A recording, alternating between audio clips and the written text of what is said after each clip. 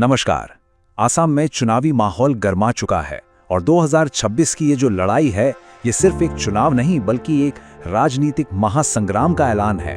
तो अगले कुछ मिनटों में हम इसी महायुद्ध के हर पहलू को समझने की कोशिश करेंगे, आंकड़ों की कसौटी पर भी और जमीनी हकीकत की रोशनी में भी। और देखिए, सबसे बड़ा सवाल यही है, पिछले 2 बार से जो बीजेपी सत्ता में है उसके सामने जीत की हैट्रिक लगाने की चुनौती है, तो वहीं दूसरी तरफ विपक्ष भी सत्ता में वापसी के लिए अपनी पूरी की पूरी ताकत झोंक रहा है। लेकिन चुनाव की घोषणा के साथ ही एक ओपिनियन पोल आया है मैट्रेज आयंस का, और उसका ये आंकड़ा जरा देखिए, 98। जी हाँ, 98। ये बीजेपी गठबंधन के लिए अनुमानित सीटों का सबसे ऊंचा आंकड़ा है। तो क्या ये एक तरफा जीत का इशारा है? चलिए इसी में थोड़ा और गहराई से उतरते हैं। तो सबसे पहले बात करते हैं सत्ताधारी पार्टी की। पिछले 10 सालों में बीजेपी ने असम में अपनी पकड़ इतनी मजबूत कैसे की? आखिर वो कौन से काम हैं जिनके दम पर वो तीसरी बार सत्ता में आने का दावा कर रही है? ये कहानी शुरू होती है 2016 से, जब बीजेपी ने पहली बार असम में सरकार बनाई। फिर 2021 में एनडीए गठबंधन 75 सीटें जीतकर दोबारा सत्ता में लौटा और अब 2026 में मुख्यमंत्री हेमंत बिस्वा शर्मा के नेतृत्व में पार्टी लगातार तीसरी जीत का लक्ष्य लेकर चल रही है।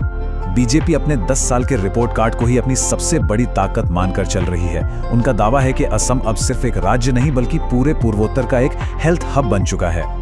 अरुणोदय स्कीम से महिलाओं को सीधे आर्थिक मदद मिली है, तो 1.25 लाख युवाओं को सरकारी नौकरियों से भविष्य की एक सुरक्षा मिली है। और हाँ, चाय बागानों में काम करने वाले मजदूरों के लिए भी कई कल्याणकारी योजनाएं लाई गई हैं। तो ये कुछ ऐसे कदम हैं जिनके दम पर सरकार तीसरी बार वापसी का दावा कर रही है। वैसे मुख्यमंत्री हेमंत बिस्वा शर्मा अपने कुछ बड़े और कह सकते हैं कि विवादित फैसलों के लिए भी जाने जाते हैं, जैसे बाल विवाह के खिलाफ बड़े पैमाने पर एक्शन लेना, बहुविवाह पर बैन लगाने के लिए कानून लाना और मियां मुसलमानों के खिलाफ उनका जो कड़ा रुख रहा है। इन फैसलों ने राज्य की राजनीति में ध्रुवीकरण को और तेज कर दिया है। अच्छा, अब सिक्के का दूसरा पहलू देखते हैं। सत्ता पक्ष के इन सब दावों के सामने विपक्ष आखिर कहां खड़ा है, उसके सामने क्या चुनौतियां हैं और वो किन मुद्दों पर सरकार को घेरने की कोशिश कर रहा है। इस बार का चुनाव ना सीधे तौर पर 2 चेहरों के बीच की लड़ाई बनता दिख रहा है। एक तरफ है मुख्यमंत्री हेमंत बिस्वा शर्मा, जो अपनी जन आशीर्वाद यात्रा से जनता के बीच पहुंच रहे हैं, तो दूसरी तरफ है कांग्रेस का चेहरा और पूर्व मुख्यमंत्री तरुण गोगोई के बेटे गौरव गोगोई, जो समय परिवर्तन यात्रा को लीड कर रहे हैं। लेकिन कांग्रेस की राह कह सकते हैं कि कांटों भरी है। एक तो पार्टी अंदरूनी कलह से ही जूझ रही है और ऊपर से हाल ही में उनके पूर्व प्रदेश अध्यक्ष भूपेन बोरा के बीजेपी में जाने से एक बड़ा झटका लगा है। इसके अलावा इस बार मौलाना बदरुद्दीन अजमल की पार्टी AIUDF भी गठबंधन में नहीं है, जिससे राज्य के करीब 35% मुस्लिम वोटों के बिखरने का खतरा मंडरा रहा है। इन सारी चुनौतियों के बावजूद विपक्ष ने सरकार पर चौतरफा हमला बोल रखा है।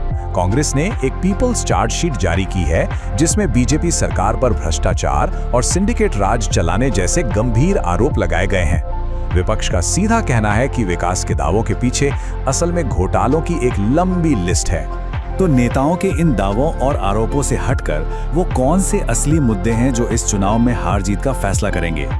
असम की जनता आखिर किन बातों पर वोट करने वाली है? आइए देखते हैं। देखिए, विकास और भ्रष्टाचार जैसे मुद्दे तो हैं ही, लेकिन इस बार के चुनाव में कुछ और भी अहम मुद्दे हैं। पहचान की राजनीति, घुसपैठ का वो पुराना सवाल और मशहूर गायक जुबिन गर्ग की रहस्यमयी मौत का मामला, ये सब भी चुनावी माहौल को गरमा रहे हैं, खासकर युवाओं के बीच। पहचान की राजनीति में एक शब्द है जो बार बार सुनाई देता है, मियां मुसलमान। ये शब्द असम में रहने वाले बांग्ला भाषी मुसलमानों के लिए इस्तेमाल किया जाता है और अब ये राज्य की राजनीति में ध्रुवीकरण का एक बहुत बड़ा केंद्र बन चुका है। और इस ध्रुवीकरण को मुख्यमंत्री हेमंत बिस्वा शर्मा के इस एक बयान से शायद सबसे बेहतर समझा जा सकता है। उन्होंने कई बार पब्लिक में कहा है कि उन्हें मियां मुसलमानों के वोट की जरूरत नहीं है। ये बयान उनकी राजनीतिक रणनीति को बिल्कुल साफ कर देता है।